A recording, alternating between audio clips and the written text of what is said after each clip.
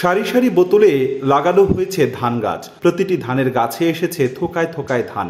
এমন পদ্ধতির ধান চাষের দেখা মিলেছে Barishal institute of nuclear medicine and allied সায়েন্সের ভবনের ছাদে। পুরো এই পদ্ধতির আবিষ্কার করেছেন প্রতিষ্ঠানটির পরিচালক ডাক্তার নাফিসা জাহান।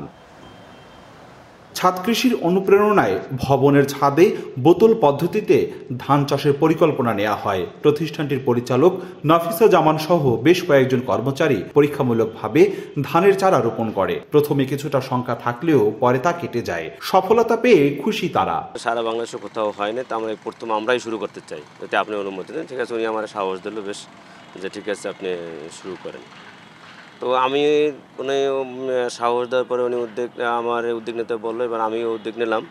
তো আমি আস্তে আস্তে দেখেন 5 লিটারি বোতলের ক্যান আছে আমাদের, এগুলো সব তেলের ক্যান 5 লিটারি, বিভিন্ন 5 লিটারি ক্যান আছে। এগুলো আমি মাটি ভরা শুরু করি এবং আমি বীজের জন্য বীজ সংগ্রহ করি।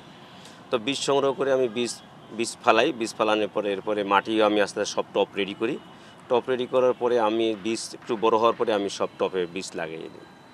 মাশাআল্লাহ দেখি আস্তে আস্তে দেখি যে আমার ধান মোটামুটি ভালো। যেহেতু শহরে বা যারা একটু মফস্বল শহরে থাকে তাদের ক্ষেত্রে অনেক ক্ষেত্রে কিন্তু জমি পর্যাপ্ত পরিমাণ নেই।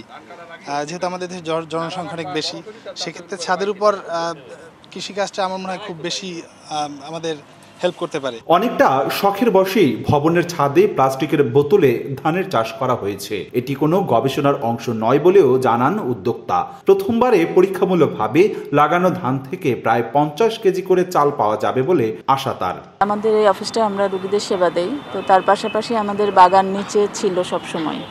এরপর যখন ছাদটা হলো, চারতলা অর্ধেক ছিল, পরবর্তীতে যখন চারতলা ছাদ পূর্ণ হলো তখনও আমরা ছাদে বাগান করেছি। ড্রাগন ছিল মূলত, তারপরে কিছু ফুলের গাছ ছিল।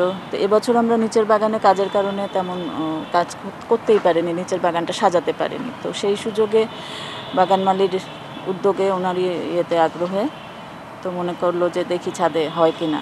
ছাদটাও খালি পড়ে আছে, সময়টাও আছে, তো চেষ্টা করার পরে ইনশাল্লাহ ফলন তো আপনারা দেখতেই পাচ্ছেন।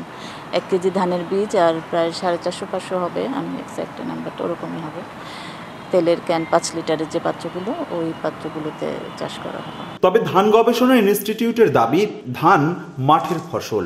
কেউ যদি ভবনের ছাদে শখের বশে ধানের চাষ করেন সেটি ভিন্ন কথা, কিন্তু ব্যবসায়িক উদ্দেশ্যে বাড়ির ছাদে ধান চাষকে নিরুৎসাহিত করার কথা জানান তারা। ধান হচ্ছে মাঠ ফসল।